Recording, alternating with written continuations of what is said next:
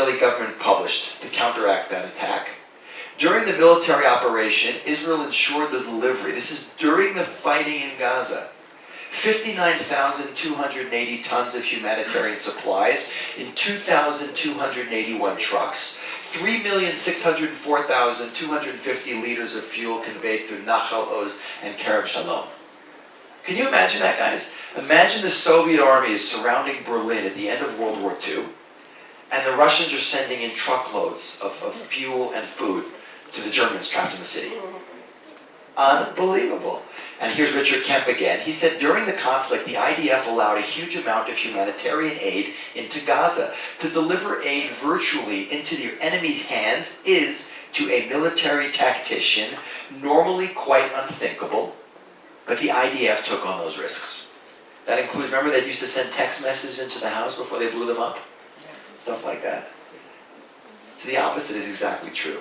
Let's keep going. Israel is the only country in the world that is expected to and actually evicts its own citizens and destroys communities that it built. And we know that's going back to 2005. Remember that? Does anyone remember that? That, I have to say, living in Israel was the most emotionally painful thing that I ever lived through in the country. Where they sent in these poor soldiers. Look at the soldiers. They're like hugging the people. They're crying. It's unbelievable. Ariel Sharon, remember in 2005? This is what ended when he had to leave the Likud and found his new party, because the Likud party totally didn't support this. They destroyed 36 communities in Gaza, basically, took the Jews out in a hope of giving the Palestinians a piece of land with no Israeli presence to see what they would do with it. They left all the hothouses for all the bug-free katif vegetables. You guys remember this? The second the Palestinians got a hold of it, what did they do to the hothouses? They destroyed everything. Then they had a civil war in Gaza. Then Hamas took over. You used to be able to watch YouTube videos of the Hamas guys throwing the Palestinian Authority guys off the roofs of buildings with their arms tied behind their backs. Of course, the UN didn't condemn that because they don't care when they do it to each other. And then what happened? They went and took over everything and turned it into this giant terrorist base for Hamas to launch an attack against Israel and started shooting missiles. This is Ishmael Haniyeh with a 2-year-old Palestinian kid over. Isn't that unbelievable? There's a famous picture of Hitler standing next to a little German kid dressed as a stormtrooper. Whatever. Remember what Golda Meir said like 50 years ago? We'll only have peace with the Arabs when they love their children more than they hate us. Whatever. But guys, this is crazy stuff. Israel does that, and look how we're rewarded. They still call it occupied territory. Israel bashing is the only cause that unites natural enemies and ideologies that oppose each other. This is something very relevant to the whole world. What am I talking about? This is Durban, South Africa in 2001. This was supposed to be a whole huge conference against racism, which turned into one giant anti-Israeli march, where every member of the conference got a copy of the Protocols of the Elders of Zion. You guys know that book? It's the most famous forgery ever written. I mentioned it this morning in the class. It's written by the secret police of the Tsar of Russia in 1901. It's the minutes of a meeting. It's fake. Where the rabbis get together to plot the next 100 years of Jewish control of the world. Can you imagine going to a conference on racism and giving every member a copy of that book? Remember this guy, Mohammed Abdurrah? A very brave French Jew proved that he was actually killed by Palestinian fire. The whole thing is crazy. But seriously, guys, if you look, this is a UK parliamentary report on anti-Semitism. He says the most worrying discovery of this inquiry is that anti-Jewish sentiment is entering the mainstream, appearing in everyday conversations of people who consider themselves neither racist nor prejudiced. The left in particular sees itself as immune from anti-Semitism, which it considers the exclusive provenance of the xenophobic right. Which, by the way, is not true anymore. Where's all the anti-Semitism that's not in the Middle East coming from? A really interesting alliance of two groups of people. I call it the Red-Green Alliance. Who are the red ones? Progressive left-wing.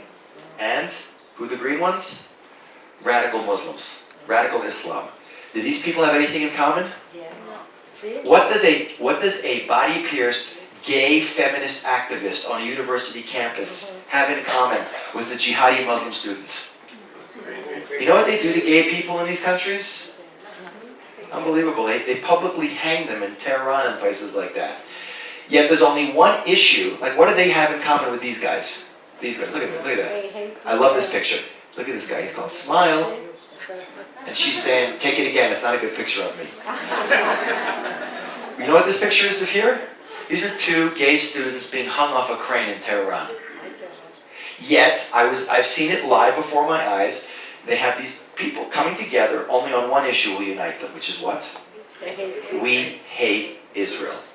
There's even an organization called Queers for Palestine. You have the term queer? Yeah. They accuse Israel of pink washing. You heard of pink washing? I love this. It's so insane. Pink washing is Israel is considered probably the top 3 most gay-friendly countries in the world, tolerating homosexuals and gay, B, LGBT, whatever community.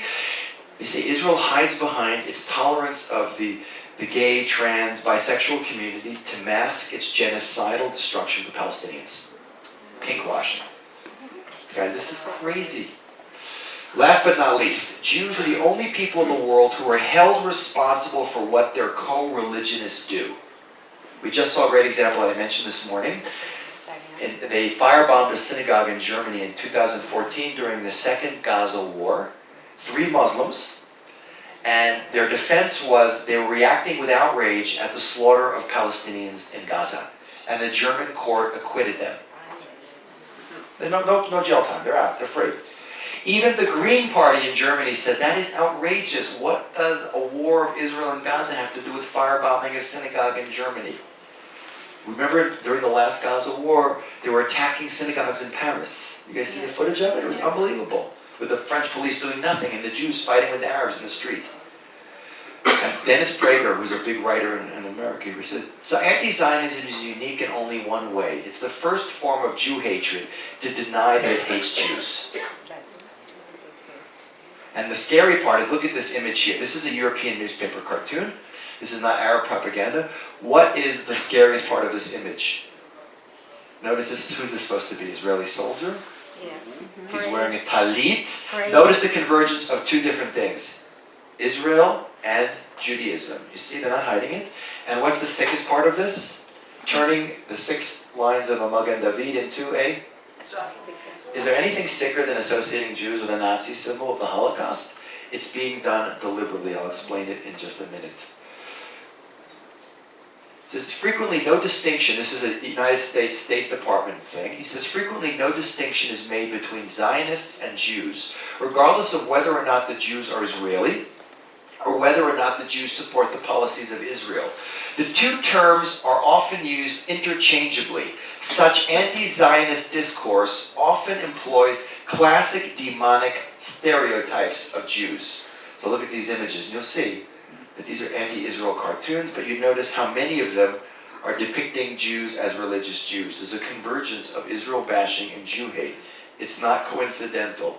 There's a reason this is happening. And then I love this. This is the European Union. I hope they didn't spend a lot of money to figure this out. There has been some evidence to support the view that there is some link between the number of reported anti-Semitic incidents and the political situation in the Middle East. Like, duh. Whatever. Look at this. This is Palestinian Press in March 30th, 2001. This is a hadith. A hadith is like, you guys know midrashim in Judaism? The hadiths are collections of the sayings and actions of Muhammad, the Prophet Muhammad, that are considered very authoritative in Islam. It says, and it is given, the day of resurrection will not arrive until Muslims make war against Jews and kill them, and until a Jew hiding behind a rock in a tree, and a rock in a tree will say, O Muslim, O servant of Allah, there is a Jew behind me, come and kill him. This hadith clarifies to us the characteristics of the campaign between us and the Jews. The tree and the rock do not say, O Palestinian, O Arab, O resident of the Middle East. Rather they say, O Muslim, servant of Allah. They're saying this to show that it's not about the Palestinians, it's an Arab war against Israel. But what should be scary to all of us? It doesn't say, O Israeli, O Zionist, O settler, O religious. What does it say? Jew, Jew, Jew, Jew. I said this when I taught earlier today. It's a huge point, guys. they're, in the eyes of anti-Semites, whether they're radical Muslims or Adolf Hitler, like in Auschwitz there wasn't separate lines for us. Like Reform, Conservative, Ashkenazi, Sephardim. In the eyes of our enemies, we're all what? Jews. So why are we sitting here looking at us differently? It's the craziest part of Jewish identity. We're fighting amongst ourselves when so many people want us dead. But Dennis Prager and Joseph Telushkin wrote this amazing book called Why the Jews? And at the end of the book, they say the following. This is the most frightening time for Jews since the Holocaust. From the Jews' perspective, the world can be divided into three kinds of countries. Those that hate Jews and want them dead. Those that ignore this hatred and aid the haters. And America. Just one generation after nearly 7 out of 10 Jews in Europe were murdered, the remnant of Jews in the New Jersey-sized Jewish state is threatened with annihilation. As in 1938, the world seems to be divided between those nations that are about to murder Jews and those that would let it happen. That is a very scary quote. Maybe slightly oversimplified, but in my mind, it is petrifying. You put this all together, guys, and I could do more. If I do any more, we're gonna have to serve breakfast. No, I'm gonna have to give you guys Prozac. Do you have Prozac in Mexico? Yeah. Okay. Now, I don't want to leave you with that thought, because that would be, Golda Meir said something very nice. She has a great quote. She said, pessimism is an emotion the Jewish people can never afford to have. And we don't have to be pessimistic, by the way. But there's something going on here that's pretty scary. And I want to just close with just a little bit of food for thought about what we're supposed to do with this. I want to flip it over and put a positive spin on it. First of all, why don't we need to panic? Number one reason is, this is the first time they tried to kill us. No. Every year at Pesach, we lift up a cup and what do we say? V'hi she'amda. In every generation they try and kill us, v'HaKadosh Baruch Hu matzilenu minei adam. But God saves us from their hand. This point is so important, I even made a t-shirt about it. Here's my t-shirt. You can get this in all the gift stores in Israel. It says, civilizations, nations, and empires that have tried to destroy the Jewish people and their status today. Ancient Egypt, gone. Philistines, gone. Assyrian, Babylonian, Persian, Greek, Roman, Byzantine empires. Gone. Crusaders, gone. Spanish Empire, gone. Nazi Germany, gone. Soviet Union, gone. Iran with 3 question marks. Then it says, the Jewish people, the smallest of nations, but with a friend in the highest of places, so be nice. What do you think? 1 for every member of the General Assembly? And 2 for the President of Iran? It's funny, by the way, a lot of Jews are afraid to wear this shirt. I can't wear it, they'll kill me. I said, who? A Babylonian? He's gone. Just don't wear it in Iran, you're fine. You know who buys and wears all these shirts? Evangelical Christians buy thousands of them every year. They're always going to my Facebook page and sending me a message wearing the shirt. Rabbi Spiro, I live in Yazoo, Mississippi, and I wear your t-shirt with pride because God loves the Jewish people and we love Israel. Because they know better than we know that God loves Israel, the Jewish people. And long after Iran is gone and the UN has been turned into condominiums, we're going to still be around. But that doesn't mean we can be complacent. We're in a very dangerous and difficult situation.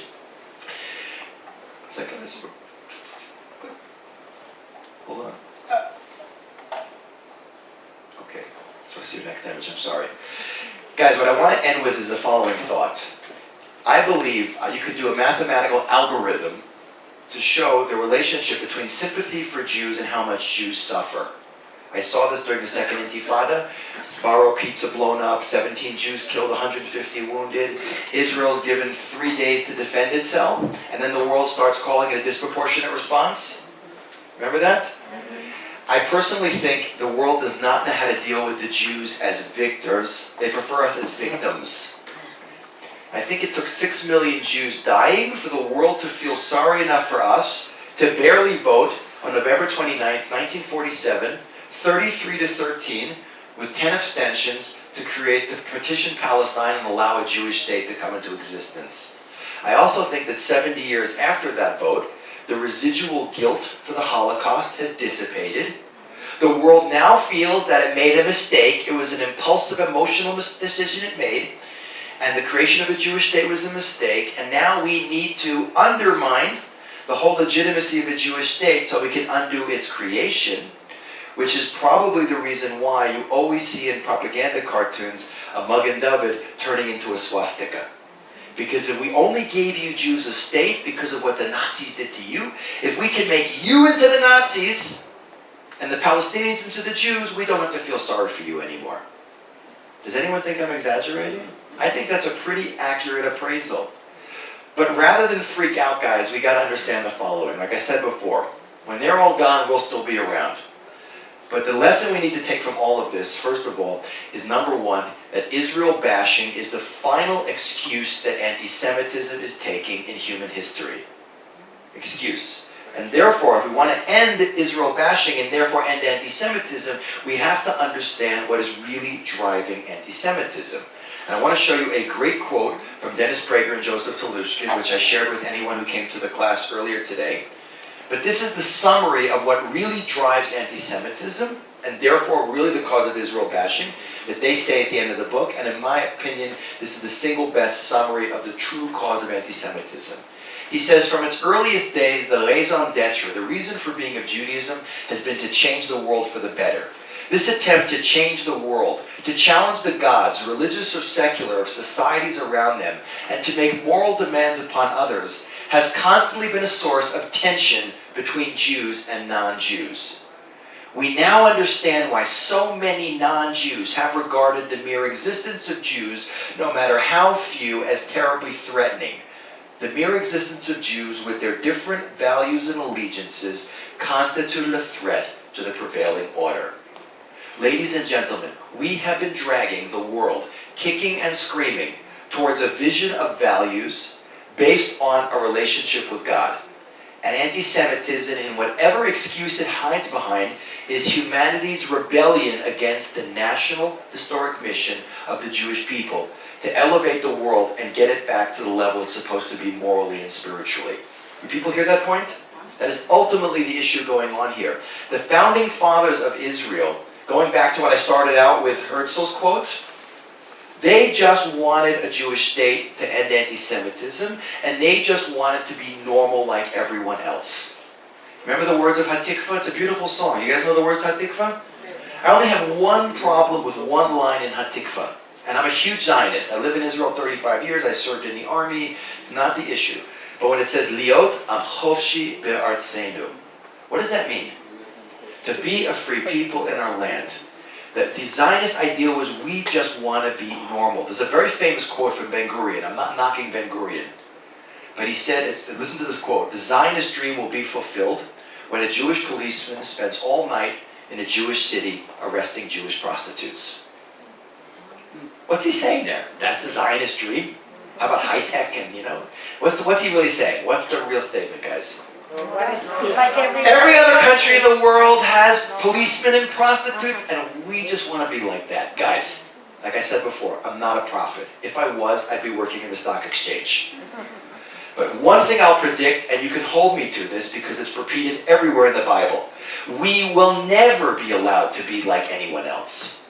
We chose for ourselves a unique responsibility in the world. That's why the world picks on Jews and has this crazy double standard for us. And that's why the world goes nuts on the Jewish state. That's why the prophet Bilam in the Bible, in the book of Numbers, in Bar Midbar, he says, Am she'ishkan levado. We are a nation that dwells alone and is not reckoned amongst the nations. And while the crazy double standard that the world holds us to is infuriating because it's so hypocritical, if our mission is really what it is, and what I'm saying is true, guys, we will never be allowed to be like anyone else. Being Jewish might not be comfortable, but it's always meaningful, and the world is always going to remind us that you Jews and you Jewish state, where half the Jews in the world live, you have to answer to a higher authority. It's a huge, powerful wake-up call. So what do we do with that then? It seems to me the solution is really clear. If we're supposed to wake up, we got to stop focusing on what divides us and fighting amongst and being Jews for everything else in the world but Judaism.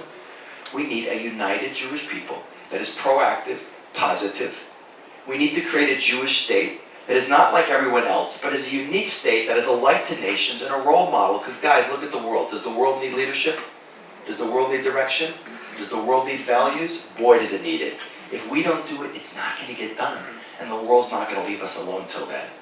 So if you take anything from this presentation, it's the realization that whether you're living in Mexico or living in Israel, we're never going to be able to escape our destiny. And rather than freak out and go on, we should say, Ashreinu matov helkenu. Happy are we, how good is our lot. We should thank God that we're part of a unique and special people that have a very special mission in this world. But you can't represent the Jewish people till you know what the Jewish people represents. We need to be educated. We need to be always moving forward for ourselves and for our children, to be growing Jewishly, to work on Jewish unity, to focus the incredible energy and creativity we have on making the Jewish people the nation they're supposed to be. Not because we need to preserve the Jewish people because it's an ethnic identity that we want to preserve, but out of a recognition that the world needs Jews for Judaism, because Jews for Judaism make incredible people for the human race. And let's just hope we get the wake-up call now and don't delay any longer, because the world is in a very difficult situation. So let's leave here tonight committed in our own unique and different ways to be growing more, learning more, for heaven's sake to be working on Jewish unity, and then we'll hopefully come together and make a Jewish people that truly is a light to nations, make a Jewish state that will inspire the entire world, and then we're going to get an end to Israel bashing, an end to anti-Semitism, and peace for everyone, not just the Jewish people, but for the whole world. We should merit to have that soon and in our days, and thank you very much.